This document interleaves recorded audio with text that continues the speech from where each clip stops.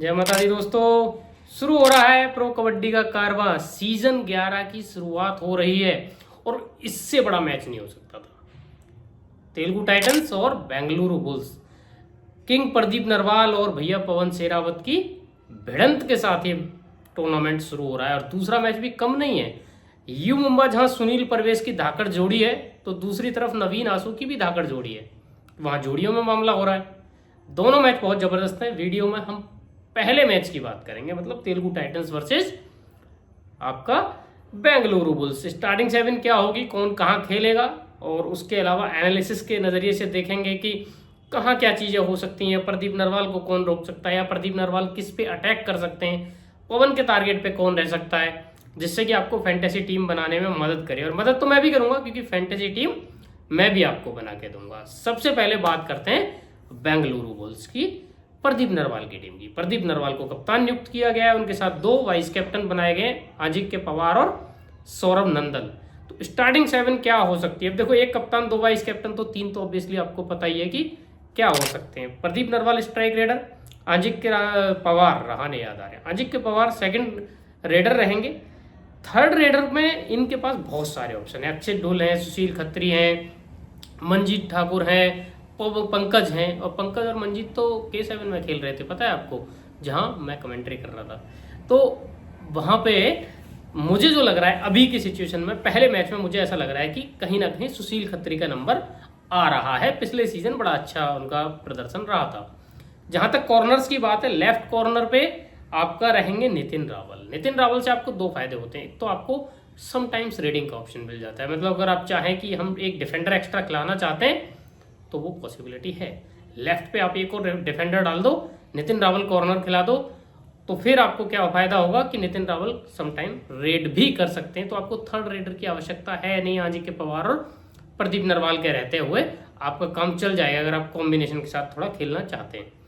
Second, आपका जो right raider है उस पर कोई, सॉरी, जो आपका राइट कॉर्नर है उस पे सौरभ नंदल है, तो वहां कोई समस्या है नहीं। प्रतीक गुलिया जो है वो लेफ्ट कॉर्नर मुझे संभालते, लेफ्ट कवर मुझे संभालते दिखाई दे रहे हैं। और सुरेंद्र पाजी जो यू मुंबा के कप्तान थे पिछले साल, उनको अभी एज ए रिप्लेसमेंट प्लेयर कुछ दिन पहले साइन किया गया है। वो राइट कवर पे मुझे लग रहा है कि डिफेंस करते हुए आपको दिखेंगे। हालांकि वहां पे और प्रतिभन सुब्रमण्यम के रूप में एक बढ़िया ऑप्शन है, एक और ऑप्शन है, लेकिन मुझे लग रहा है कि सुरेंद्र पाजी के एक्सपीरियंस के साथ रणधीर सर जाएंगे तो वहां उनको रखा जाएगा।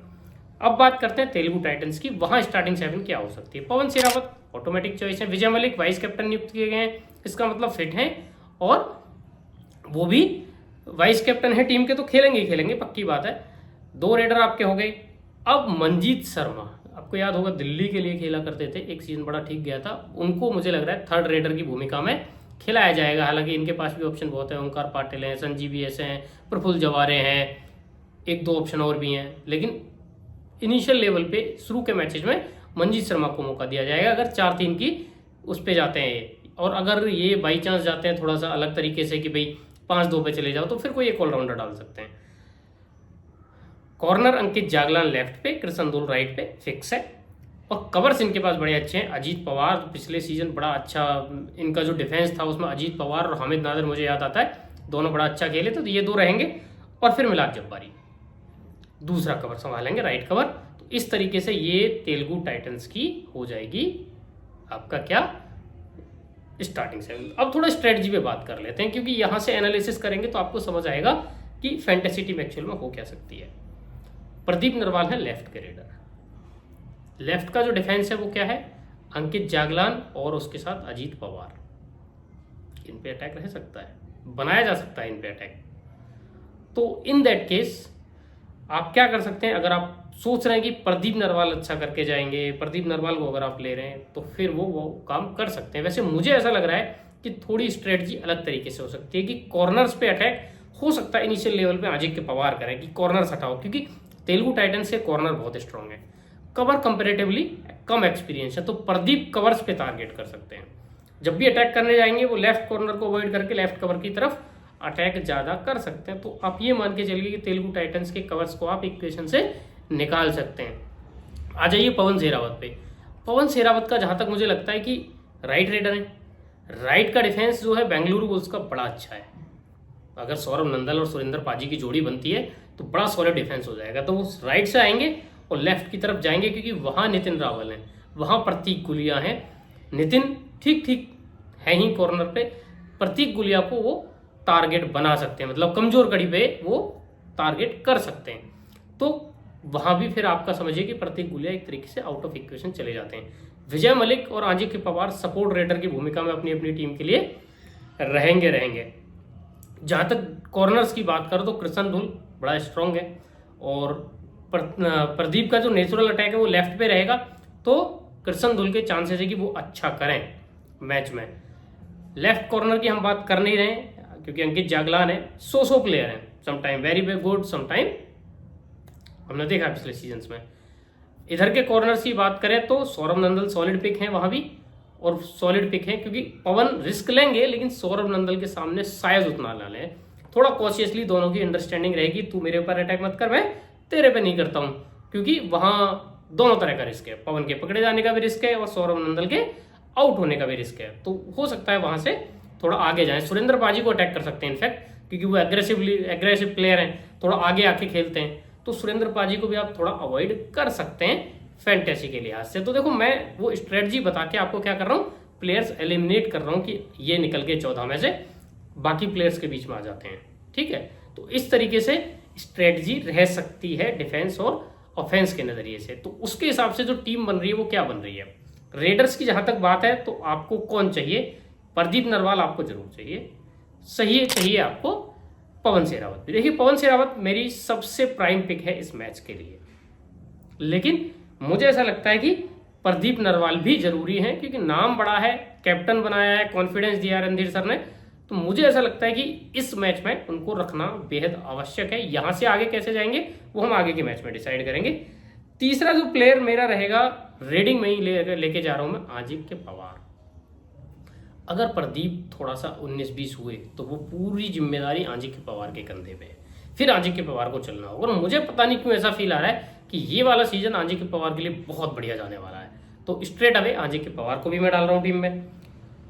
फिर उसके बाद जो आपके ऑलराउंडर सेक्शन में है वहाँ मैं आपके डाल रहा हूँ प्लेयर्स, आपको बता देता हूँ, नितिन रावल को लेफ्ट कॉर्नर हैं, और जितने ऑलराउंडर की टीम कैटेगरी में लिस्टेड प्लेयर्स हैं उनमें सबसे सॉलिड पिक नितिन रावल बनते हैं पिक करने के लिए, तो नितिन रावल हो गए।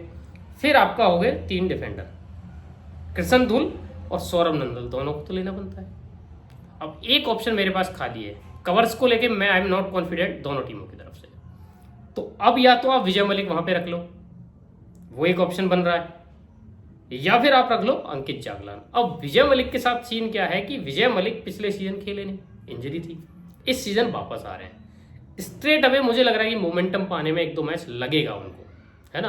और पवन अगर बड़ा मैच करते हैं तो विजय मलिक के चांसेस उतने ही कम हो जाते हैं। दूसरी तरफ अंकित जागलान और प्रदीप का जो मुकाबला है वो देखने लायक होगा, क्योंकि दोनों तरफ वहां जैसे मैंने बोला कि सौरभ नंदल और पवन शेरावत आपस में रहेंगे एक दूसरे के कि तू मुझे मत छेड़ मैं तुझे मत छेड़, लेकिन प्रदीप और अंकित का ये रहेगा कि मैं तुझसे पॉइंट लूंगा और मैं तुझे टैकल करूंगा वाला हिसाब किताब, क्योंकि प्रदीप वहां नेचुरली अटैक करेंगे, लेफ्ट पे दिख रहा है कि यहाँ वीकनेस है, मैं इस पे अटैक करता हूँ, और प्रदीप भी पकड़े जा सकते हैं रिसेंट ईयर्स की फॉर्म के हिसाब से हम देखें, तो फिर मैंने अंकित जागलान के साथ जाना उचित समझा है। अब मैं कैप्टन वाइस कैप्टन आपको बता देता हूँ, आपको दिख रहे हैं वैसे आपकी स्क्रीन पे, पवन शेरावत कैप्टन है, वाइस कैप्टन अभी मैंने प्रदीप नरवाल डाले हैं। स्टार्टिंग 7 जब आएगी टॉस के बाद तो मैं डिसाइड करूंगा कि किसको लेके जाऊं। वैसे मेरे ख्याल में अजिंक्य पवार भी एक बढ़िया चॉइस वाइस कैप्टनसी की हो सकते हैं।